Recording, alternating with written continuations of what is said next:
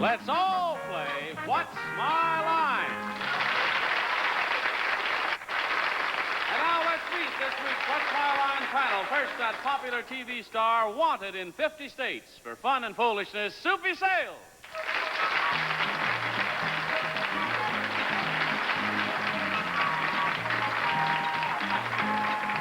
And that's dead or alive. Thank you, Johnny Olson. Right now it gives me a great pleasure to welcome back on this second beautiful day of this beautiful week, another beautiful thing, Gail Sheldon.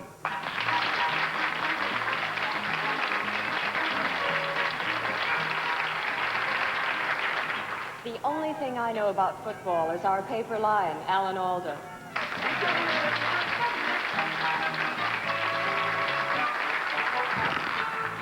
Now, here's a girl with such a good memory, she can't remember the last time she forgot something. Arlene Francis.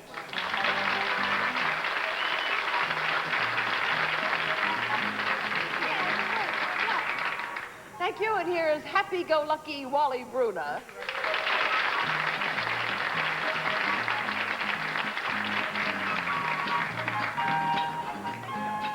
Thank you, Arlene, and welcome all to What's My Line. I promised you laughs today, and you can just look at Soupy and almost laugh, can't you? Almost. Right, Soupy? You see what I mean? Yes. Yeah, that's Soupy, and you almost laughed. So we'll see what we can bring up for you a little bit later, but right now I think we better meet our first challenger and get this show on the way. Right. Will you enter and sign in, please?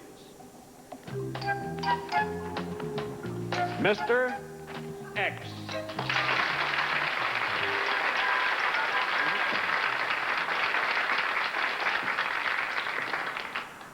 Panel, we can't give you our guest's name because we fear that you would know it. And now let's show the audience just who our guest is and what he is famous for.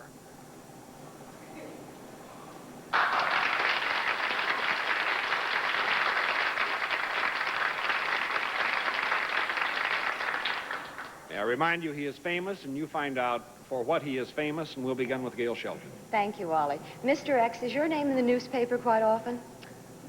Frequently, Are you some kind of champion? yes, What you do out of doors? yes, Is it seasonal? no, One down, Alan. Does it, however, have something to do with cooler rather than warmer weather? I don't think weather does play a role in it, but not in the sense to which your questions are directed. Well, what I'm getting at is it had to do with snow. no, Two down, Arlene. Is a ball used in this sport? no, Three down, Soupy. Is an ice skate used in it? no, Four down, Gail. Do you do this in the water? no, Five down, Alan. Is there any equipment used? yes, Does the equipment pass from one person to another? Is any of the equipment? no, Six down, Arlene. Is there anything about this sport that's dangerous? yes, Is there an animal involved in this sport? no, Seven down, Soupy. Does it have anything to do with track or field? no, Eight down, Gail. Does it have anything to do with mountain climbing? no, Nine down, Alan. All right, let me get back to the equipment. Does the equipment, are you outfitted in a special way on most every part of your body? Let's say, do you wear special clothing? yes, Do you wear special shoes? in a way I do. I have to say. Perhaps. Yeah. Perhaps, yes. Do you aside from your clothing, do you have other special equipment? Yes, Is that equipment something that you can hold in your hand? The main equipment, I think equipment. you'd have a little bit of difficulty holding it in your hand. I would- you I would agree? think so. So that is the game. Can I take one guess? Oh, the game is over, All but right. now you may take a guess. Are you off the ground? no, Oh, Are you the world's fastest automobile? That's it.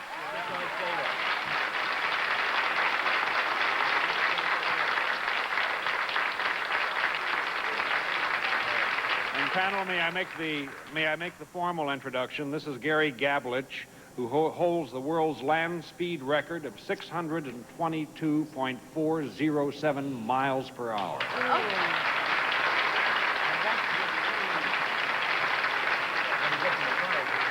And Gary established this record on October 23rd, 1970 at the Bonneville Salt Flats, and that was 2 runs, wasn't it, Gary? Well, it took 26 runs, actually, Wally, but it took an average of 2 runs. It had to be done within an hour, and they took the 2 runs within an hour. They took the average for the record. What was your top speed during the run? Well, we actually entered the measured mile at 620, and in the middle we ran out of fuel at 650, and then we coasted out at around 620.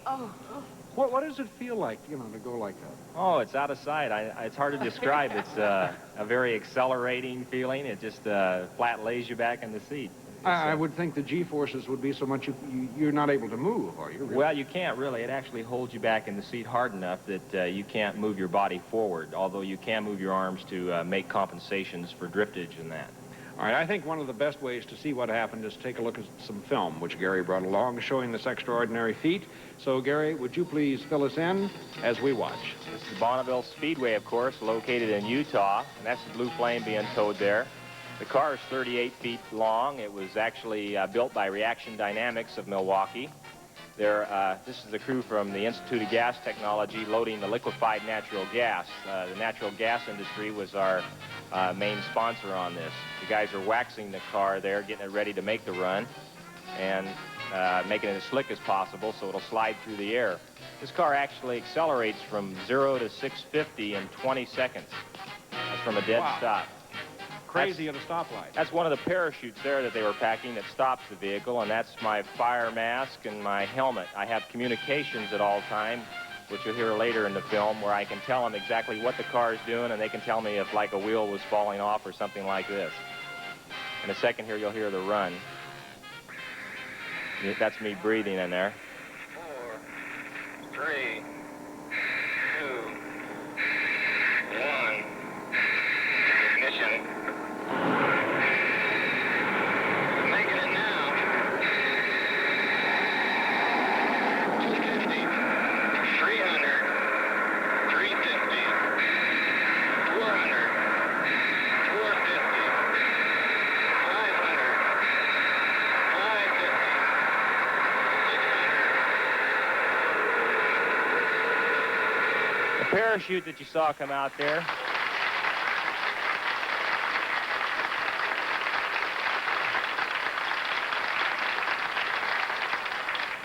Actually, when you saw the red parachute come out there, that's really something else, because it slams you forward in the seat belts, and you pull about 7 to 10 Gs, and it actually cuts into your shoulders. I had black and blue marks for about a week. Gary, what's the worst thing that could happen? Well, you could become airborne, or it could blow a tire out, but the Goodyear people did a fantastic job on designing the tires. You don't pick up any hitchhikers, do you? No, I hope not. But now you're also a champion on the water. That's correct. I've driven the fastest propeller-driven boat on the water at 200.44. I'm presently building a rocket-powered boat to try and get Lee Taylor's record of 285. We hope to go 350 with a boat this next summer. Well, could you tell us, here, you have the model here. Could you show us this is the model of the Blue Flame, and if you'll notice, it has a V design down at the bottom of it, and the object of this is so that next year, when we try for the sound barrier, which is between 700 and 750, the shock waves, when we break the sound barrier, should disperse off to the side away from the Blue Flame and shouldn't lift the car off the ground. Some of the engineers tell me it'll break in half. Some of them will say it'll become airborne, and I like to believe the engineers say everything's going to be okay. And a funny thing, Gary, what kind of car do you drive in your personal life? I drive a Volkswagen. I don't know. What's the answer? But continued success to you, and good fortune, and thank you for joining us so much. Thank you.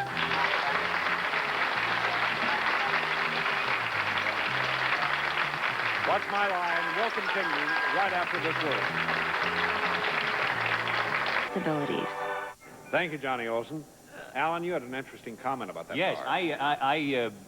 Ordinarily people think of racing as sometimes as an exciting sport, and other people think of it as useless. But I must say that I am delighted that they're developing a car that uses natural gas, as that car does, because it doesn't emit pollutants into the air, or at least it emits almost none. I think it's about 90% fewer pollutants. Yes, than and the natural gas. sooner we get cars developed that we can use on the road that don't emit pollutants, the better off we'll be. So I think it's great that they're racing them and developing them. How would you like to be a father and he picked your daughter up on Saturday night and said, we're going out for a little spin? Well, at least you know she'll be home early. Yeah, and they ain't gonna do too much necking in the front seat. All right, let's meet another challenger. Will you enter and sign in, please?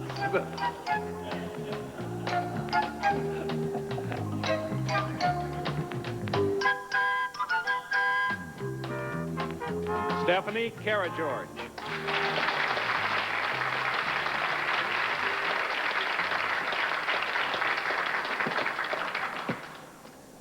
And Miss Karageorge, where are you from? New York City. All right, panel. By day, Stephanie Karageorge sells copying machines for Remington Rand.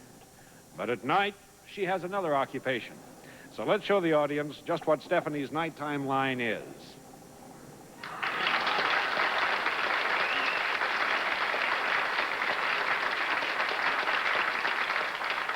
And we'll begin with Laughing Boy Soupy Sales. Stephanie, you're, make those things during the day, and at night you're a werewolf. Right. No, is what you do at night, do you move around in your job? Yes. Yes. When you move around, is it in any kind of vehicle? No. One down, Gail. Stephanie, do you wear something other than what you have on now? Yes. Is it briefer? Yes. Do you in any sense perform? Yes. Do you work on a stage? Yes. Do you work in a restaurant or a nightclub?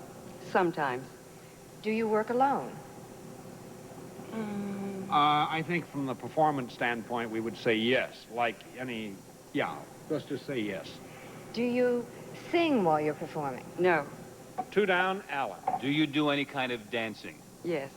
All right. Now, does your no? Okay. Well, it's either. I think it's either go-go dancing or belly dancing, and I think it's belly dancing. And I think you're right.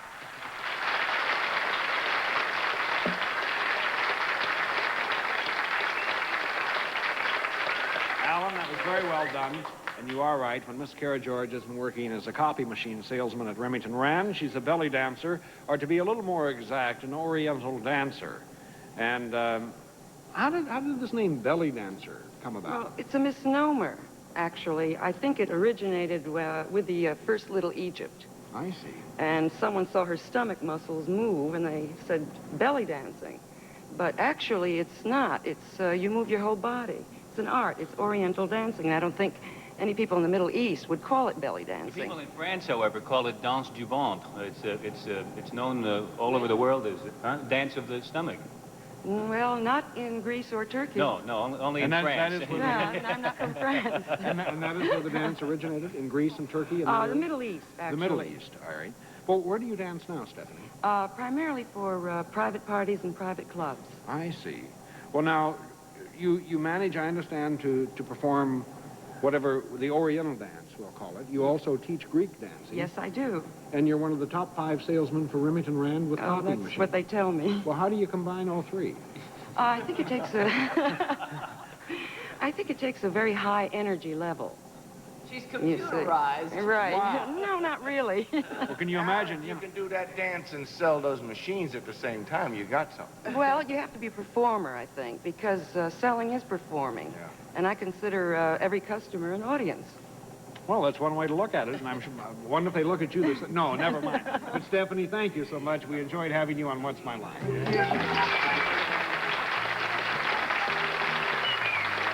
What's My Line will continue right after this word. Now, panel, we're going to try another chapter of the new What's My Line game, Who's Who. Are you ready? Yes. Lloyd, will you open the curtains, please? And now, panel, here you see 4 gentlemen selected from our studio audience. At the side, you see 4 signs, each denoting their occupations. What you must do is associate the correct occupation with the right individual. We'll begin with, I think, Soupy Sales. Soupy, you have 20 seconds. Go.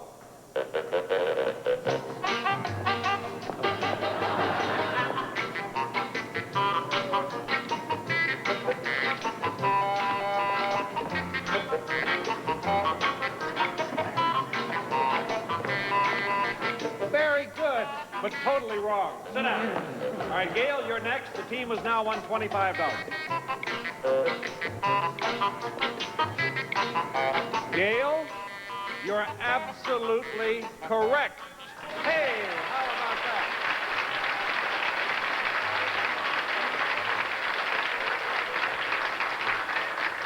And gentlemen, beginning with our airmen, I wonder if you'd please identify yourselves. I'm John Honey. I'm an airman in the United States Air Force. I'm Paul St. Jean. I'm a psychology teacher. I'm Donald Beauchesne. I'm a fireman. I'm Michael Benson, and I'm a ballet accompanist. Well, gentlemen, congratulations. Your team has won $25, and Johnny Olson has a prize for you. Thank you for playing Who's Who. Each member of our Who's Who team will receive the Zure Mini Memo 7.5-ounce pocket recorder. Reusable cassette records 20 minutes of notes and messages, available at dictating machine or photo dealers. All right, thank you, Johnny Olson. And now, panel, it's time to meet our mystery guest. So would you please dig out the blindfolds and secure them quite tightly? And now I must ask, are the blindfolds in place? Yes, sir. Quite tightly. All right, mystery challenger, will you enter and sign in, please?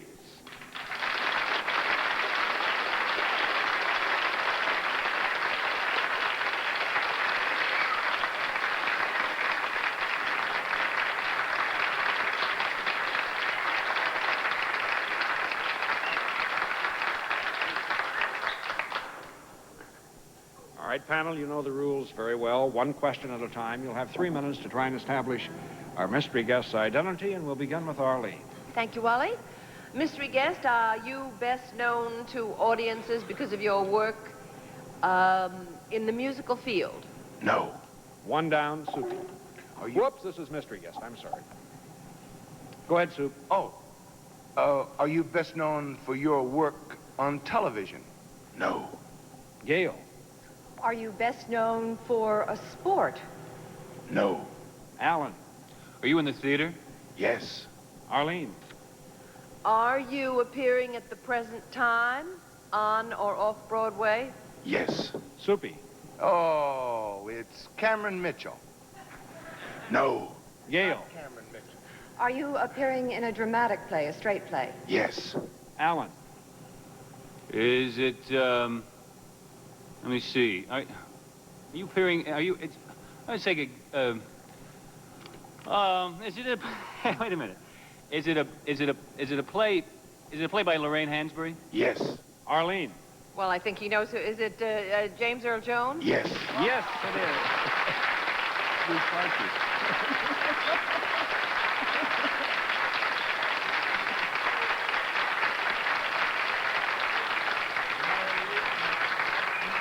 You know why I didn't get you, James? Because you have hair this time. Yes, right. it messed up the psychic waves. All right, well, the last time he was a mystery guest, you know, you were in The Great White Hope. Yes. And it was bald-headed. Right. Yeah, but his voice is so distinctive and so beautiful that even his whisper is rich and mellifluous. And What did I tell you backstage, huh? Yeah. He said, what do you think if I whisper? And I said, I'm sorry, it all comes through. You know, Boy, were you magnificent. Oh, you still are, but I saw it. The Great White Hope. You're just fantastic. In the every- movie. The movie I saw. Well, what about Le Blanc? Tell us something about him. Oh, it's a different sort of a play. You know, Lorraine wrote about Africa this time. And Did someone finish the play for her? It was unfinished, wasn't Bob it? Nemiroff, her husband. Oh, that's right. But it's had wonderful reviews. We're all Yes. looking forward to seeing it. Thank you. I hope you can. Always look forward to seeing you, that's for sure. Well, what about the movie is doing, what, even more fantastic than The Great White Hope on Broadway, right? Well, the funny thing is that more people can see it, so I guess it is doing more fantastic. Now, what has this done for, you know, your career? Not much. Work does not really breed work, as most actors hope. But it was fun doing it, you know. And did you enjoy the movie as much as doing it on Broadway? Making the movie? Hollywood surprised me. They treated me very nice, you know. Did you? And that was a surprise? Yes. But your heart is still in the theater. Oh, yes. Really. Oh, yes. Very much That's so. why I'm back. Yeah. Well, we're delighted you're back on Broadway in a new play, and also that you could join us on What's My Line. My pleasure. Thank you. James Earl Jones.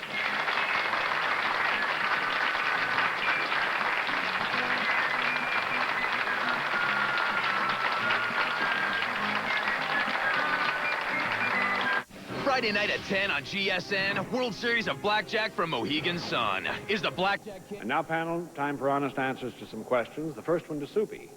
Have you taken a beating in the stock market, or did you get out in time? I tried to get out, but they caught my arm there. No, I'm taking a beating like everybody else. But I'm not worried because I bought 7-Up when it was 6. All right. Oh. I didn't know Bennett Cerf was on the panel this week. He is. Now, here's one for Gail Sheldon. What do you do to chase away the blues? Cry a lot. To chase away the blues? Yes. Does that help? Certainly does. All right. And now to all of the panel, do any of you have any superstitions? Superstitions. Whistling in the dressing room. Really? Why? Yes. I don't know, just because it is a superstition, and I once whistled and the show closed. I think that's as good a reason of any not to whistle in the dressing room. No one else? Okay. Thank you for your honest answers.